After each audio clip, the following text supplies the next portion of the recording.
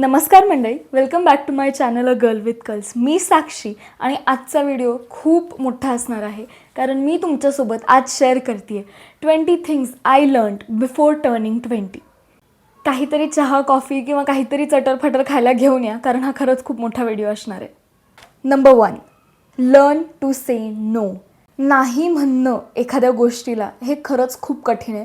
ऐकायला हे तुम्हाला सोपं वाटत असेल पण तुम्हाला कदाचित जाणवणार पण नाही की तुम्ही एक पीपल प्लीजर आहात किंवा तुम्हाला कुठल्याच कामाला नाही म्हणता येत नाही आहे. मी जस्ट एक एक्झाम्पल देते. आय एम अ डान्सर, ठीक आहे. सो माझ्या सगळ्या कॉलेज इव्हेंट्समध्ये मी नाचत असते आणि समजा जर एखादा मोठा इव्हेंट असेल तर मला विचारलंही जातं की तू प्लीज ओपन करशील का. Having a classical performance is good, तुला पण एक्सपोजर भेटेल वगैरे वगैरे. पण बऱ्याचदा माझी तब्येत ठीक नसते, काहीतरी असाइनमेंट्सचं प्रेशर असतं, एक्झाम येणार असते, तरी मी हो म्हणली आहे आणि नंतर मलाच त्याचे कॉन्सिक्वेन्सेस सहन करावे लागलेत. मी नंतर प्रचंड आजारी पडली आहे.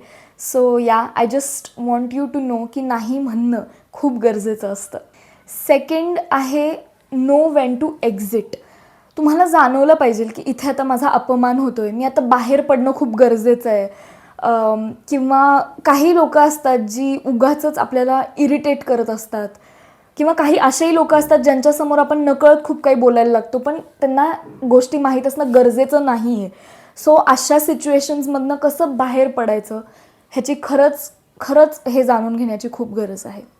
तिसरी गोष्ट जी मी शिकले ती म्हणजे एखादी तरी हॉबी आपल्याला माहीत असणं, आपल्याला आवडणं खूप गरजेची आहे, ज्याचा आपल्या प्रोफेशनशी काहीही संबंध नाही आहे. फॉर एक्झाम्पल, आता मला डिझाईन हे आवडत होतं, पेंटिंग करणं, क्रिएटिव्ह राहणं लहानपणापासून आवडत होतं आणि मी फील्ड पण डिझाईन निवडले.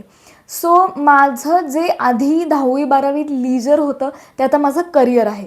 सो मध्ये मी बराच वेळ एक 6 महिने डिझाईन कॉलेजमध्ये गेल्यानंतर खूप ग्रे एरियामध्ये होते की मला आता हे आवडत नाही आहे करायला. जस्ट बिकॉज माझ्याकडे हे सोडून दुसरं काहीच नव्हतं लीजर करायला. फर्स्ट इयरचा फाउंडेशनच्या कोर्समध्ये पेंटिंगच्याच असाइनमेंट्स असतात. सो जी गोष्ट मला कॅनव्हासवर पेंट करायला आवडत होती त्याचीच जर मार्क किंवा रॅशनली बघतायत सगळेजण त्या गोष्टीकडे तर ती तुम्हाला कशी आवडणार, कारण constructive criticism as a designer तुमच्यावर ते येतच राहणार. पण मला खूप वेळ लागला हे शिकायला की पेंटिंग मला आवडतं आणि हे पण माझं प्रोफेशन आहे. सो अपार्ट फ्रॉम असाइनमेंट्ससुद्धा मी पेंट केलंच पाहिजे, एक हाताचा वळण आणि रियाज म्हणून. But apart from all of this मी सतत काही ना काहीतरी करत असते, जसं की रेझिन झालं किंवा मंडाला आर्ट. जे काही तुम्हाला आवडतं, जे तुमच्या प्रोफेशनशी अजिबात रिलेटेड नाही आहे ते प्लीज करत राहा. चौथी जी गोष्ट मी शिकली आहे आणि अजूनही प्रोसेसमध्ये आहे ती म्हणजे एखादं तरी साईड हसल तुमच्या विषयीत तुम्ही सुरू करा, सो दॅट तुम्हाला एक लवकर सेन्स ऑफ इन्कम किंवा रिस्पॉन्सिबिलिटी भेटेल. मी लार्जर स्केलवर नाही करत आहे हे, पण माझा छोटूसा बिझनेस आहे माझ्या कॉलेजपुरता, रेझिनचा. माझं इंस्टाग्रामवर पेजसुद्धा आहे द प्रिझर्व्ड मेमरी करून, तुम्ही बघू शकता. मी अजिबात कुणालाच शिपिंग वगैरे काही तसलं करत नाही. बट मी 18 वर्षाची असल्यापासून का 19 वर्षाची असल्यापासून हे करते, म्हणजे 1 वर्ष 1.5 वर्ष झालं कॉलेज लेवलवरती हे करते आहे. And I am willing to take it further. So मी त्याबद्दल थोडाफार अभ्याससुद्धा केला आहे सुरू. कन्सिस्टंट नाही आहे मी त्या बाबतीत, बट थोडं मी करते आहे सो दॅट माझ्या 20sमध्ये जसं की आता ह्या वर्षापासून मला थोडं त्याच्याबद्दल सिरियसली विचार करता येईल. 5वी जी गोष्ट मी शिकली आहे ती म्हणजे learn budgeting. Budgets, finances, income किंवा इन्व्हेस्टमेंट या गोष्टींबद्दल शिक्षण सुरू करा. आय डोंट थिंक सो आपल्याकडे समजावून सांगतात बसून आजही, कारण बऱ्याचदा पैशांच्या बाबतीत ना वेगवेगळ्या स्टेजेसवर आपले पेरेंट्स, आपले मोठे भाऊ बहीण, आपण स्वतः फिगर आउटच करत असतो. सो मी 11वी-12वीत असताना तर मी जास्त खर्चच करत नव्हते, कारण माझी आई मला सोडायची किंवा मला काहीच जास्त बघायला लागत नव्हतं, आईच पैसे द्यायची वगैरे. पण now that I am living alone, मला माझं महिन्याचा एक फिक्स खर्च मिळतो, त्यातनं मला बघायचं असतं की मला टाईमपास खर्च किती करायचा आहे. म्हणजे मी जर फ्रेंड्ससोबत त्या महिन्यात आउटिंगला गेले तर तो माझा खर्च मी कितीपर्यंत करू शकते त्याची लिमिट, प्लस आमचा मॅन्डेटरी दर महिन्याचा काही खर्च असेल, मुलींसाठी सॅनिटरी पॅड्स घेणं झालं किंवा मग काही असू शकतं, ग्रूमिंगच्या गोष्टी. आता समजा मला माहिती आहे 6 महिन्यात माझं हे साबण संपणार आहे किंवा हे ग्रूमिंगची वस्तू संपणार आहे, तर थोडंसं तरी माइंडफुली मेंटली मॅथमॅटिक्स करून बजेट करायला सुरू करा. तुम्हाला पॉकेट मनीमधनंच स्वतःला काही गिफ्ट द्यायचं असेल, पेरेंट्सला काही गिफ्ट करायचं असेल तर त्याचं बजेटिंग किंवा इन्व्हेस्टमेंट जर तुम्ही सुरू केली असेल, फॉर एक्झाम्पल 500 रुपयाची SIP सुरू केली आहे, आई तुम्हाला एक फिक्स्ड पॉकेट मनी देते, त्यातनं 500 रुपये कसं वाचवायचे हे तुम्हाला माहितीच पाहिजे. सो असं थोडंसं बजेटिंग करायला शिका. स्मॉलर स्केललाच ठीक आहे, बट शिका. म्हणजे मग जेव्हा तुम्ही इंटर्नशिप्स, पेड इंटर्नशिप्स किंवा जॉबला पण लागेल तेव्हा तुमच्यासाठी सोपं जाईल हे सगळं. 6वी जी गोष्ट मला तुम्हाला सांगायची आहे ती म्हणजे have moral values and stand by it. काही लोक बघितली आहेत मी माझ्या कॉलेजमध्ये, जी तुमच्या तोंडावर सतत काही ना काहीतरी टिप्स देत राहतील, हे केलंच पाहिजे, केलंच पाहिजे, ते तुमच्या डोक्यात जायला लागतात. अशी लोकं जी स्वतः ते फॉलो करत नाहीत. काय होतं ना, आपल्याला असं वाटतं की आपण हे करतोय, पण आपण खरंच ते करतोय का हे सेल्फ रिफ्लेक्शन करणं खूप गरजेचं आहे. इधर तुम्ही तुमच्या व्हॅल्यूज तुमच्याजवळच ठेवा, लोकांना सांगू नका आणि बघा तुम्ही ते फॉलो करताय का, किंवा मग सांगा पण करा ते at least. I hope I am making sense. So मी तर असंच करते की माझे जे काही मॉरल व्हॅल्यूज आहेत, माझे जे काही स्वतःसाठीचे नियम आहेत, किंवा आपल्या फॅमिलीमध्ये काही असू शकतात की हे या एजपर्यंत नाहीच करायचं आहे, या एजनंतर हे करायचं आहे. सो असे जे काही basic ground rules, moral values असतात तुमच्याजवळच ठेवा and stand by it. Okay, 7वी जी गोष्ट आहे ती जे माझ्या ओळखीतले आहेत, माझे फ्रेंड्स वगैरे, त्यांनी जर बघितलं तर त्यांना खूप हसू येईल. Which is to have learn to have a poker face. पोकर फेस म्हणजे एक असा चेहरा तुमचा ज्यात तुम्ही दाखवत नाही आहात समोरच्याला की मला कळतंय तू काहीतरी असं बोलतोयस जे मला अजिबात पटत नाही आहे किंवा मला अजिबात इंटरेस्ट नाही आहे, पण हे समोरच्याला दाखवू नका. कारण डझंट मॅटर तुम्हाला काय वाटतंय, पण तुम्ही रूड, वाईट किंवा जे काही ठरू शकता. मग अननेसेसरी नेगेटिव्ह गोष्टी तुम्ही स्वतःजवळ अट्रॅक्ट कराल. 8वी जी गोष्ट आहे ते म्हणजे हॅव रुटीन्स. मी बऱ्याच लोकांना बघितलं आहे योलो ही गोष्ट फॉलो करताना. करा, यू ओनली लिव्ह वन्स, ही गोष्ट फॉलो करा. तुम्हाला जे आवडतं ते करा. फक्त काही गोष्टींचं रुटीन असू द्या. तुमच्या जेवणाच्या वेळा फिक्स असणं खूप गरजेचं आहे, एस्पेशली आपल्या जनरेशनला. आपण सगळे खूप बसून आहोत, व्यायाम करत नाही आहोत. मला लिटरली वजन कमी करायला सांगितलं आहे रिसेंटली माझ्या डॉक्टरनी, जे की खरं आहे. मला अजिबात लाज वाटत नाही आणि हे सांगायला, कारण हे सगळं करणं खूप गरजेचं आहे. 9वी जी गोष्ट आहे ती म्हणजे इन्व्हेस्टिंग इन गुड थिंग्स. चांगला स्किन केअर, चांगले परफ्यूम्स, चांगलाच मेकअप. काही गोष्टी आहेत ज्या तुम्ही चांगल्याचं घ्यायला पाहिजेत, नाहीतर त्यांच्या तुमच्या बॉडीवर होणाऱ्या रिॲक्शन्स किंवा तुमच्या कामाचा होणारा खोळंबा का, कारण हे टूल तुमच्याकडे आत्ता नाही आहे. Being a design student I know what is the value of a good laptop, good drawing tools. So चांगल्या गोष्टींमध्ये इन्व्हेस्ट करा. हे मी खूप नंतर किंवा आत्ता शिकली असं म्हणावं लागेल, कारण आधी मलाही असं वाटायचं की कमी खर्चाच्या गोष्टी घेऊन सगळं होईल. चुकीचं आहे हे. 2-3 वेळा एक गोष्ट घ्यावी लागली आहे मला हे कळायला की अरे ह्या प्रॉडक्टची क्वालिटी बेकार आहे आणि हे न घेणंच बरं, आणि इथून पुढे जरा चांगल्या गोष्टी घेत जाऊ. सो अशा खूप गोष्टी तुम्हाला जाणवत जातील. आय होप तुम्हाला कळतं आहे मला आत्ता काय म्हणायचं आहे ते. So just invest in good things. पुढचा जो माझा 10वा मुद्दा आहे तो रिस्पेक्टबद्दल आहे. तुम्हाला जर माहिती आहे की तुम्ही कुणाला तरी रिस्पेक्ट देत आहे, ते कदाचित 1-2 वर्षांनी मोठे असतील किंवा जास्त मोठे असतील, आय डोंट नो, बट तुम्हाला जर जाणवते की हा समोरचा व्यक्ती सतत आपली चेष्टा करतोय, आपण खूप विलिंगली, खूप रिस्पेक्टफुली मदतीला जातोय का, कारण ते आपले सिनियर आहेत, पण इन रिटर्न जर तुमचा डिसरिस्पेक्ट होत असेल तर मी म्हणणार नाही की त्यांचा तुम्ही डिसरिस्पेक्ट करा, पण एक डिस्टन्स मेंटेन करा. 11वी गोष्ट जी मला तुम्हाला तुमच्यासोबत शेअर करायची आहे, एस्पेशली मुलींसोबत, की तुम्ही जज नका करू मुलांना, तुमच्या गाय फ्रेंड्सला किंवा कोणालाही, पण तुम्ही जज नाही करत आहात म्हणून तुम्ही येड्यासारखे पण नका वागू. बी स्मार्ट, डोंट बी जजी बट बी स्मार्ट. तुम्हाला कळलं पाहिजे.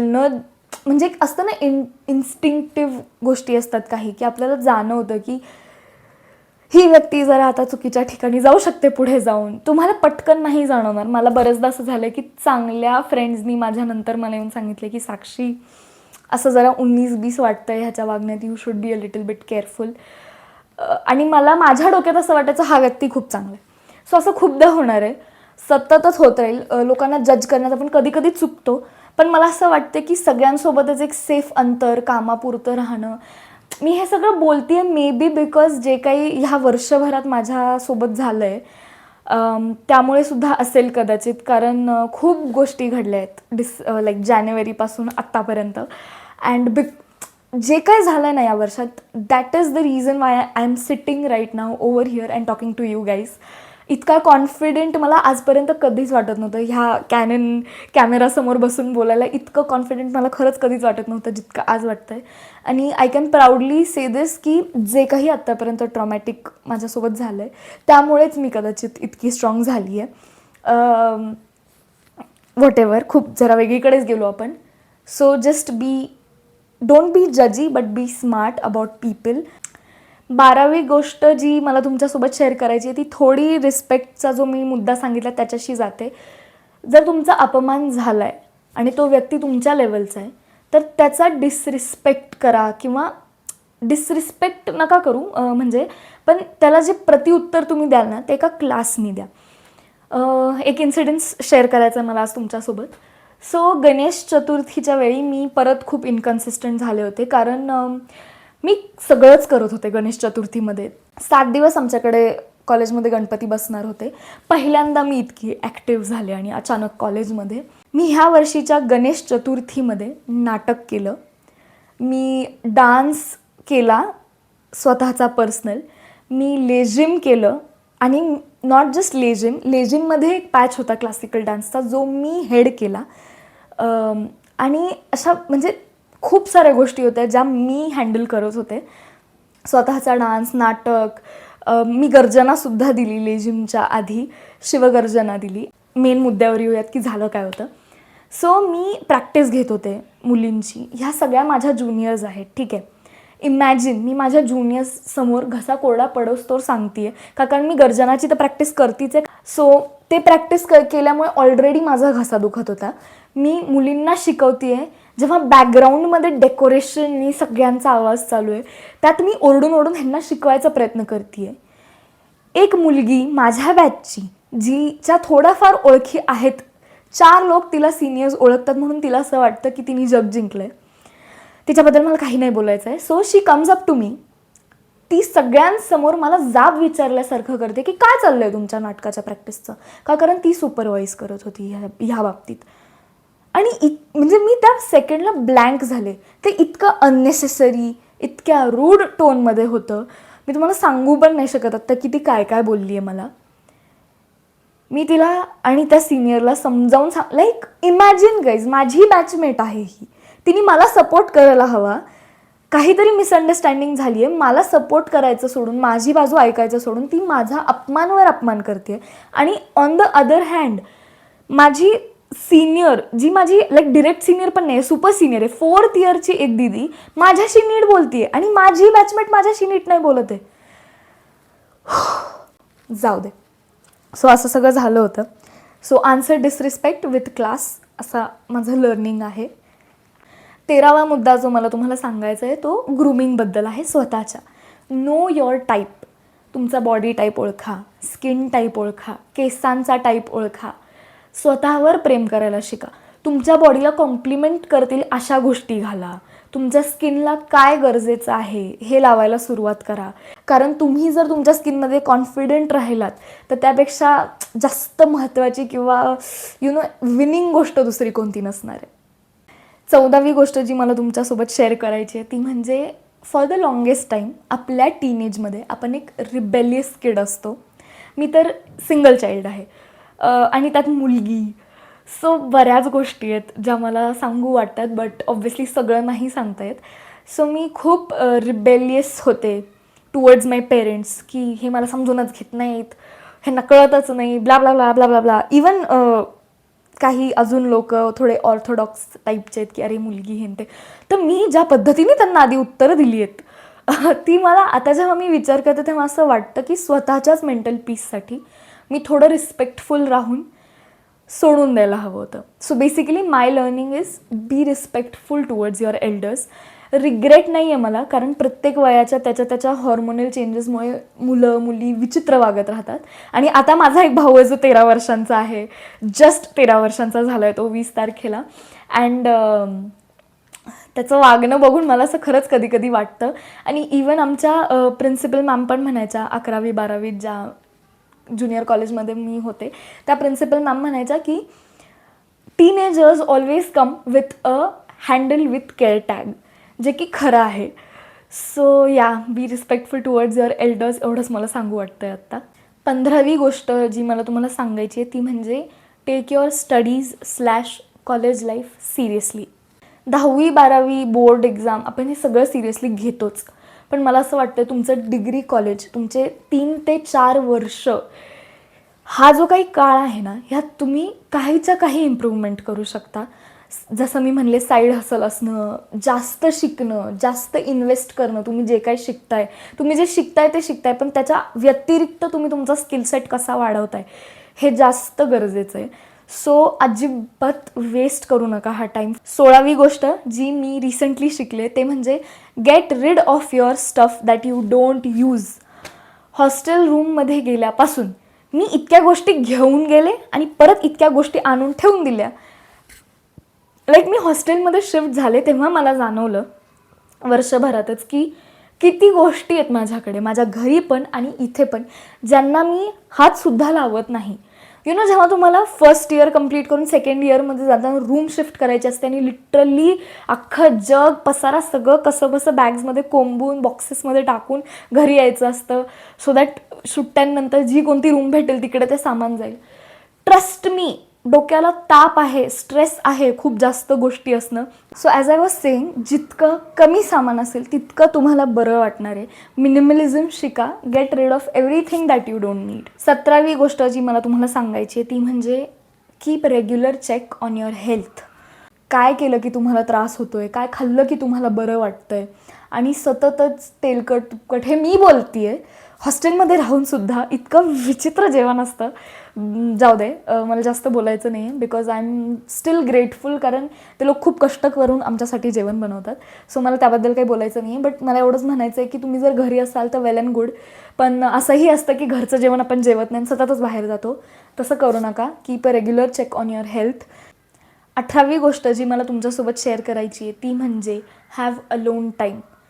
तुम्ही जितकं एकटं राहाल, स्वतःच्या विचारांमध्ये राहाल, ओव्हर थिंकिंग नाही हां, पॉझिटिव्ह विचार, चांगले विचार की मला आयुष्यात पुढे काय करायचं आहे, किंवा रँडमली आपण काहीतरी करत असतो आणि आपल्याला अचानक क्लिक होतं की ओ, ह्याचं जे सोल्युशन मी 3 दिवस आधी विचार करत होते हे असंही असू शकतं.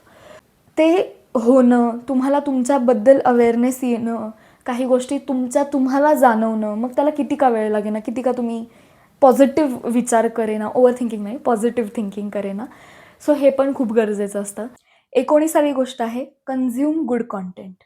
तुम्हाला जे आवडतं, ज्या गोष्टीत तुमचा इंटरेस्ट आहे, फॉर एक्झाम्पल मला डान्स आवडतं, डिझाईन आवडतं, सो माझे सगळे रील्स, शॉर्ट्स, बरेचसे लाँग फॉर्मॅट व्हिडिओज हे सगळे सेल्फ हेल्पबद्दल, ग्रूमिंगबद्दल, डान्सबद्दल, डिझाईनबद्दलच असतात.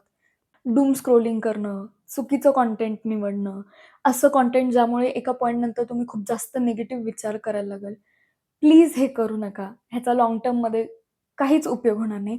जर सोशल मीडिया आपल्याकडे आहे, तर त्याच्या ॲडव्हान्टेजेसच आपण सगळ्या चांगल्या गोष्टींचा लाभ घेतला पाहिजेल आहे, rather than the negative side.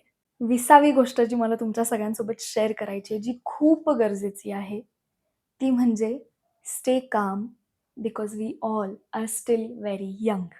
Yes, जी लोकं 2005 सालची आहेत, जी आता 20 वर्षांची होणार आहेत, आपलं टीनेज संपलेलं आहे.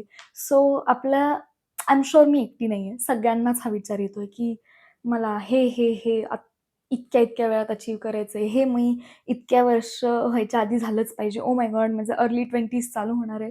खूप जास्त ओव्हर थिंकिंग होते या काळात, आणि ती करू नका असं मला वाटतंय. स्वतःला आठवण करून देणं की दिल तो अभी बच्चा है, आणि थोडं सेटबॅक घेणं, हसल करता करता थोडं रिलॅक्स राहणं पण तितकंच गरजेचं आहे. सो या, विथ दॅट आय होप तुम्हाला आजचा व्हिडिओ आवडला असेल तर मला कमेंट करून नक्की कळवा. पुन्हा भेटूयात उद्या 7 वाजता. तोपर्यंत बाय बाय.